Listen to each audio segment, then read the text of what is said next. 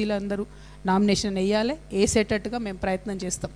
At the same time మేము మరి గ్రామ పంచాయతీ ఎన్నికలు వచ్చిన సందర్భంలో మీ అందరికీ తెలుసు జాగృతి జనంబాట కార్యక్రమం కొనసాగుతూ ఉంది. యాజ్ పర్ షెడ్యూల్ రేపు కామారెడ్డిలో జరుగుతుంది.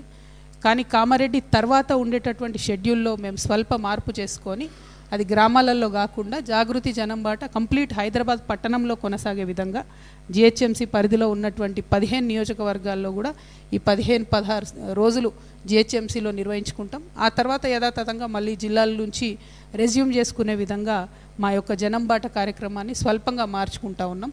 ఎట్ ద సేమ్ టైం ప్రతి గ్రామంలో బీసీలు ఎవరైనా దీన్ని గుర్తుండదు, ఏ పార్టీ వాళ్ళు అనేది పెద్దగా ఎస్టాబ్లిష్ అయ్యి ఉండదు. కాబట్టి ప్రతి గ్రామ పంచాయతీ కూడా బీసీలు గెలిచేటట్టుగా ఉన్నటువంటి మొత్తం 10,000 గ్రామ పంచాయతీలలో మనకు ఎంత హక్కు ఉందో అంత కూడా బీసీలు గెలిచేటట్టుగా ఫైట్ చేయాలని చెప్పి దానికోసం ప్రయత్నం చేయాలని చెప్పి బీసీ బిడ్డలకు మేము పిలుపునిస్తూ ఉన్నాం.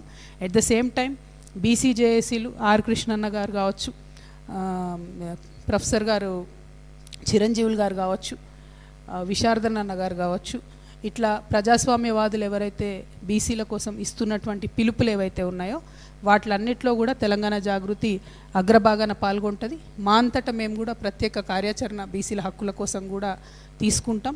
ఇవాళ మేము ఈ విషయాలన్నీ కూడా ఏవైతే డేటా తప్పుల తడకగా ఉందన్నటువంటి విషయాన్ని, గ్రామ పంచాయతీల వారీగా డేటా ఇవ్వాలన్న విషయాన్ని మరొకసారి గట్టిగా చెప్తూ ఫ్యూచర్ కార్యాచరణ అంతా కూడా మీరు రేపటి నుండి చూస్తారు.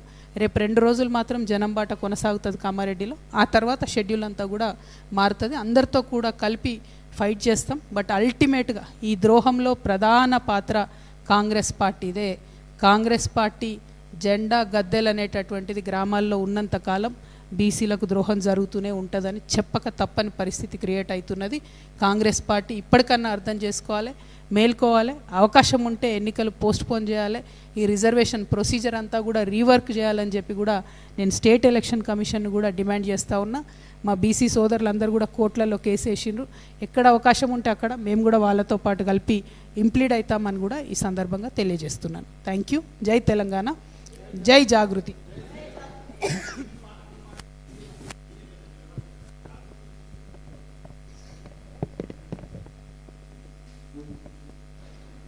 సర్పంచ్ ఎన్నికలలో పార్టీలే లేవు కదన్న, బీసీలందరూ మా వాళ్ళే. కాబట్టి ఖచ్చితంగా బీసీలందరినీ కూడా పెద్ద ఎత్తున నామినేషన్లు వేయమని నేను కోరుతున్నా. ఏ పార్టీలు ఉన్నా బీసీలంతా జాగృత వాళ్ళే. బెస్ట్ బీసీ విల్ విన్ కదన్న, బీసీ గెలవాలి అంతే. ఇప్పుడు మహిళా రిజర్వేషన్ స్పిరిట్ కూడా అంతే కదా, అన్ని పార్టీలు మహిళలకు ఇవ్వాలి, బెస్ట్ మహిళ గెలుస్తుంది అంతే. బెస్ట్ బీసీ విల్ విన్, దానిలో పెద్ద టెన్షన్ ఏం లేదు. కానీ అల్టిమేట్గా బీసీలు గెలవాలి. ఈ బీసీలతోని ఆడుకుంటే బీసీలు ఏమన్నారులే అని ఏదైతే కాంగ్రెస్ పార్టీ అనుకుంటుందో కొద్దిగా మనం గట్టిగా బలంగా బుద్ధి చెప్పాల్సినటువంటి అవసరం ఉందని మాత్రం నేను బీసీ బిడ్డలందరూ కూడా పిలిపిస్తా ఉన్నాను.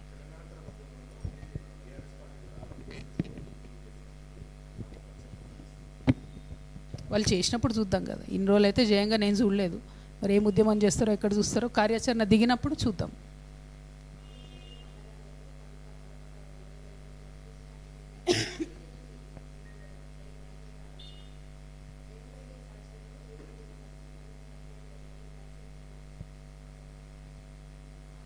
ఇంత ఇంపార్టెంట్ టాపిక్ మాట్లాడితే ఏం మాట్లాడతారమ్మా మీరు? First thing. సెకండ్ థింగ్, ఈ మహేశ్వర్ రెడ్డి గారు అనే వ్యక్తి వారిని నేను ఇంతవరకు విమర్శించలేదు. అసలు నేను నిర్మలే ఓలే. ఇంకా ఏ జిల్లాకు పోతే అక్కడ ఉన్నటువంటి వాళ్ళ గురించి మేము డిస్కస్ చేస్తున్నాం. అసందర్భంగా మాట్లాడడం నాకు అలవాట్లేదు. ఒకటి, నేను ఒక వ్యక్తిని అంటే వీరికి ఎందుకు కోపం వస్తుందో నాకు అర్థమవుతలేదు.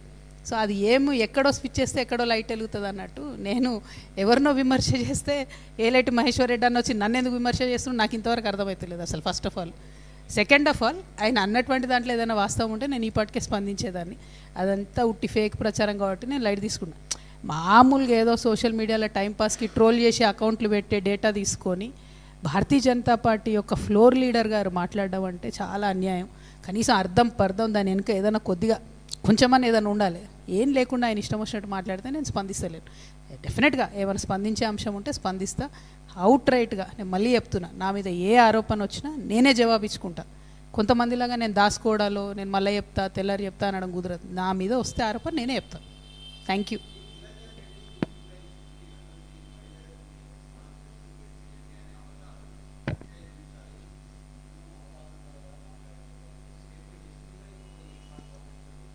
ఇప్పుడు నేనేమంటున్నా, నిరంజన్ రెడ్డి గారు ఒక మంచి ఒరవడి